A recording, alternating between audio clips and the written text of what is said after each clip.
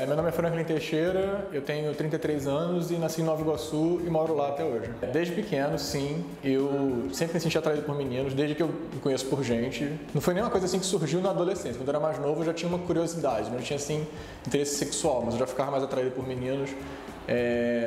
E minha família é católica, conservadora, eles frequentam inclusive a missa em latim, é o mais tradicional possível. Eu gostava da experiência de ir à igreja, mas fui parando de ir por medo de que acontecesse alguma coisa, de que em algum momento eu estivesse ali e fosse me sentir uma pessoa completamente errada, que fosse ser mencionado alguma coisa, eu tivesse o risco de ouvir de que o que eu estava fazendo era pecado e por aí vai. Aí eu acabei me afastando da religião pelo puro medo. Nesse mesmo período eu conheci um grupo de amigos que já tinham gays assumidos e eu me senti livre lá. Eu não precisei necessariamente nem sair do armário com eles. Simplesmente todo mundo estava falando e eu também falava de meninos e assim ficou. E eu fiquei muito confortável nessa situação. Aí eu já me sentia reconhecido lá por eles, mas com a família não. Eu tinha um medo de me incomodar com aquele assunto, eu tinha uma... Não falava. E tem pouquíssimo tempo, tem um ano agora que eu saí do armário com a minha família, e aí que mudou tudo, porque eu não estava percebendo o peso que aquilo fazia dentro de mim. Como eu fiquei confortável com esse lado dos amigos, eu achei, não preciso sair do armário, eu estou bem aqui com esse pessoal. Eu sempre fui muito privilegiado, eu sou branco, eu sou homem, e mesmo piadinhas contra homossexuais nos ambientes que eu frequentei de escola particular, eu não sofri bullying com relação a isso e não vi acontecer com outras pessoas. Então, essa questão do sofrimento que me levou assim, aquilo a ficar ter muito mais ênfase dentro de mim, não teve esse momento. Então, foi muito complicado para mim lidar exatamente por isso, porque eu não tive uma experiência assim que definisse a minha orientação sexual, como aquilo afetava a minha vida, foi muito assim obscuro. Então, as dores que eu sentia eram exatamente essas dores imaginadas, mas ainda assim me fazia sentir, sabe, esse medo, esse receio, toda essa coisa. Eu sempre tive medo de uma rejeição, de ser afastado, de ser excluído, sabe, da pessoa falar, não, tudo bem, mas ao mesmo tempo ela não te tratar igual e não ser nenhuma coisa tão evidente de você poder chegar e falar, poxa, isso aqui tá chato, isso aqui tá errado. Mas o fato de saberem que eu era gay, por ter a questão religiosa também, eu tinha esse medo de que minha vida ia ficar diferente e eu não ter nem como eu não ter como enfrentar aquilo, porque não é uma luta evidente, sabe? Foi meus pais, foi assim, eu sempre tive isso, eu sempre falei, eu me convenci de que não precisava falar pra eles. Aí um dia eu tava no quarto e uma moça que limpa lá em casa, ela tava conversando com meu pai. Aí eles estavam falando sobre o Freixo, ele estava sendo candidato no Rio de Janeiro, e ela criticou assim, não, mas ele defende essas coisas todas, de maconha, viado, não sei o quê. Foi uma conversa que eu ouvi sem querer, eles estavam no primeiro andar da casa, eu estava no meu quarto, mas aquilo foi uma gota d'água, simplesmente. Foram todo um acúmulo de coisas que foram acontecendo, que eu ouvi, ou que eu tinha, ou que eu via na mídia e tal. Aquilo foi se acumulando sem eu perceber, e essa conversa foi a gota d'água. Aí eu fui pro trabalho com meu pai, dentro do carro, eu falei, pai, você sabe que eu sou gay, né? Eu saí assim, do armário pra ele. Ele ficou chocado que eu tava saindo do armário pra ele no carro, assim, daquela forma, sabe? Não foi uma coisa assim, eu não marquei um jantar, sabe? Eu não sei como é que as pessoas esperam que a gente vá fazer isso. Mas ele ficou um pouco nervoso, ele não estava sabendo lidar, eu percebi. E isso me deixou muito calmo na hora, porque eu estava falando uma verdade minha tão profunda, tão certa, que não adiantava, ele poderia falar qualquer coisa ali, qualquer confusão dele, eu saberia o que responder, então estava super bem. Mas aí quando a gente foi pro escritório, ele ia passar no escritório do meu irmão, que é no caminho, eu falei, pai, mas conversa com o Thiago, que ele sabe já há muito tempo, meu irmão sempre soube, meu irmão também é muito católico, mas a gente sempre conversou, eu sempre deixei claro para ele. Falei, conversa com o Thiago que ele vai poder te explicar melhor. Porque comigo ele não estava sabendo como interagir naquela hora. Aí ele conversou com meu irmão, depois ele entendeu melhor, com ele demorou um pouquinho. Mas com ele foi uma coisa assim mais técnica, sabe? Calma, é isso, você vai ter que se acostumar com essa informação. O maior medo dele, ele revelou, foi que eu terminasse sozinho. Ele tinha medo de que eu não fosse encontrar alguém, não fosse constituir uma família. Esse era o maior medo dele, não era eu ser gay. Ele ter medo de eu terminar sozinho. Eu falei, não pai, é o contrário, agora que eu tô aqui me assumindo pro senhor, a minha vida vai ficar muito melhor, eu não vou terminar sozinho, é exatamente o contrário que vai acontecer. E minha mãe, quando eu fiz a mesma coisa para ela, eu cheguei no escritório e falei para ela, mãe, você sabe que eu sou gay, né? Eu falei a mesma pergunta.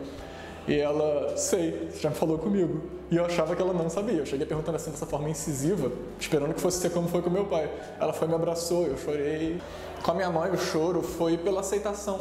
Foi naquele momento que você sabe que você sente que a pessoa te ama, sabe? Só isso. Ela fala, sei, você já me falou.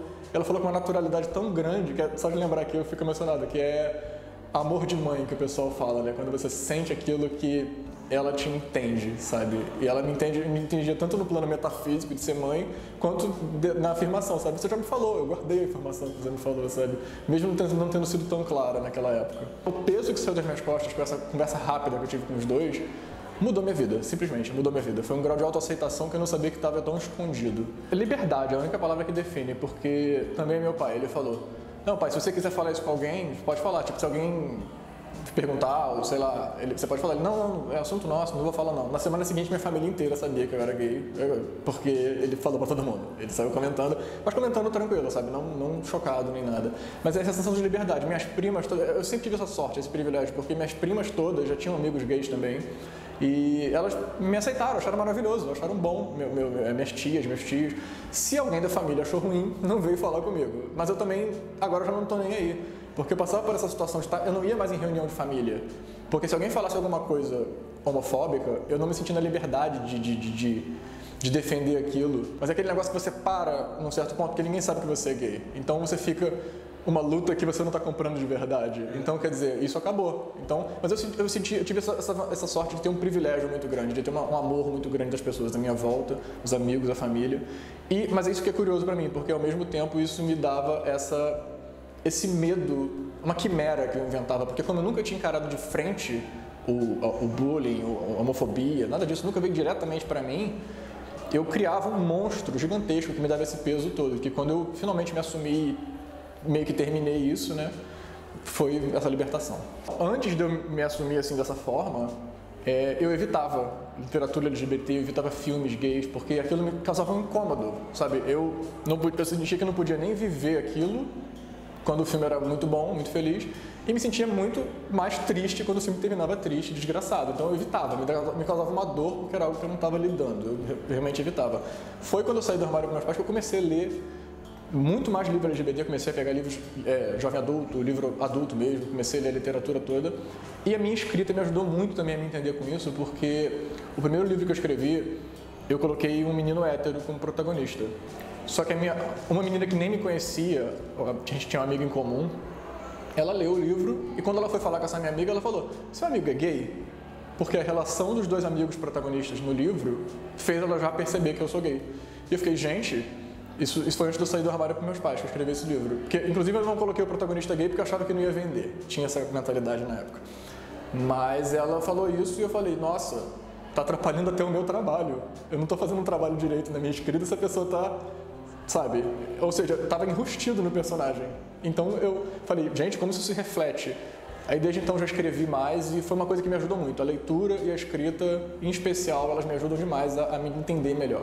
No momento eu tenho um livro lançado independente, um romance de fantasia urbana na Amazon. É Verdades Invisíveis o nome. Estou escrevendo mais um agora, que tô produzindo ainda. E o primeiro livro que essa amiga leu, ele não saiu. Ele está guardado, engavetado. E eu pretendo revisar o texto para transformar os personagens transformá-los em personagens LGBT agora.